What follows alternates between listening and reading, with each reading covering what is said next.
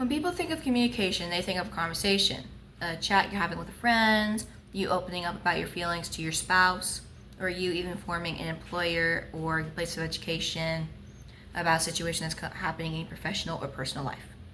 However, communication is a lot more complex than that and has a lot more layers to it than people think. It has many concepts that is intertwined to our daily lives and how it and morphs the way that we communicate effectively.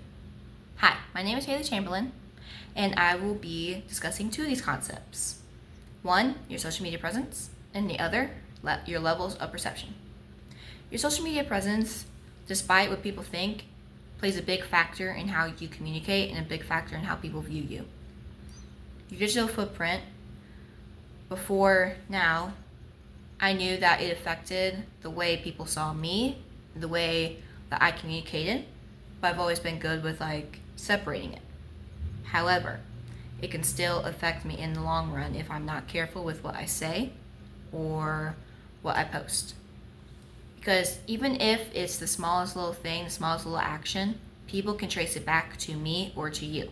They can trace it back no matter what, and they can find out you sent it or I sent it, and all of a sudden that affects how they see me, how they see you, and how they see everyone related to that post, to that word, or to just me or you in general. Thanks to our technological advances nowadays, it is way easier for people to do that. So your post or what you say can no longer be buried, because with just enough digging, enough searching, and enough investigating, it can be found. And if future employers or future schools you wish to go to do not like what they see, even if it was a very long time ago that it was posted or you said it, if they don't like it, then you're out of the running. You're no longer an option. Does not matter that if you think it's insignificant or how much time has passed. If they don't like it, you're done. So we gotta be a lot more aware of what we say and what we post on social media or on the internet. Because if you say something out of line that employers or future schools you wish you want to go to, it goes against their guidelines or anything of the sort, it can affect how they view you and it can affect your future.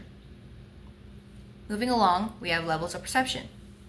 Your levels of perception is how you observe people, your environment, and how people view you and their environment. I've always known that my level of perception affects how I communicate and how others communicate, because you gotta be aware of body language, gestures, like I've been doing this entire video, hand gestures, facial expressions. Whatever you see is what you perceive, and that can affect how you communicate with a person or how you communicate through gestures or your body language. And a lot of the time, people can misinterpret something that they perceived, and that in the end can lead to poor communication and can mislead some people to the wrong conclusions or mislead people to the wrong ideas. So for example, say you're at a funeral, you're saying, you and a couple others are sitting behind someone, and you see that this person's shoulders are shaking. All of a sudden, you get upset because you think that they're laughing.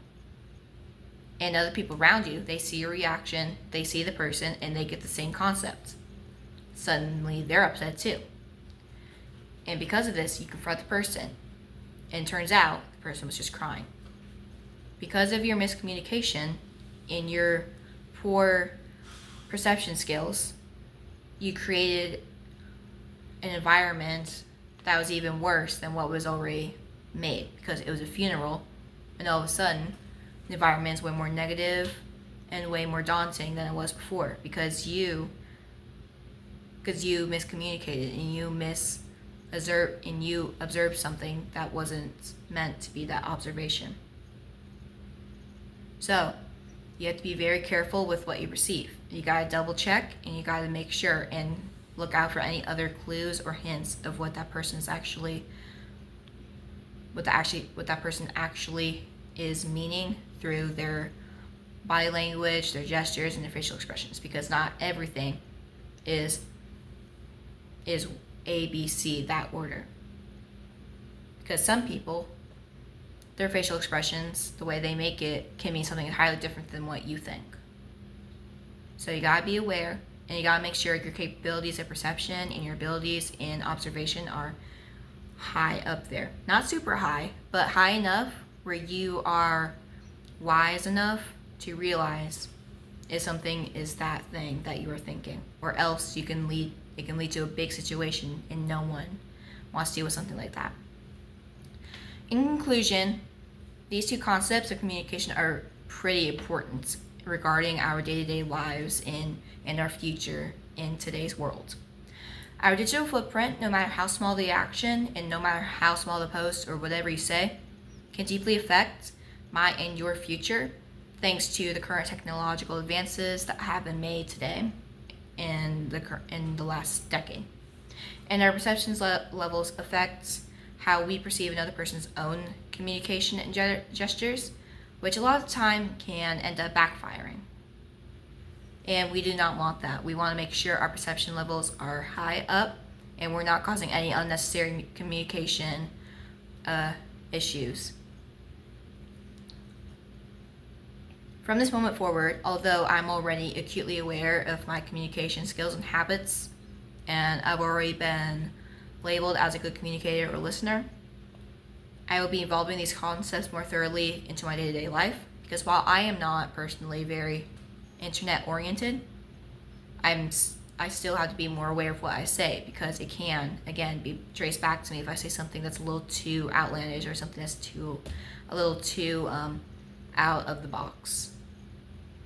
So, communication, despite how insignificant some see it as, is way more complex and way more important than people realize.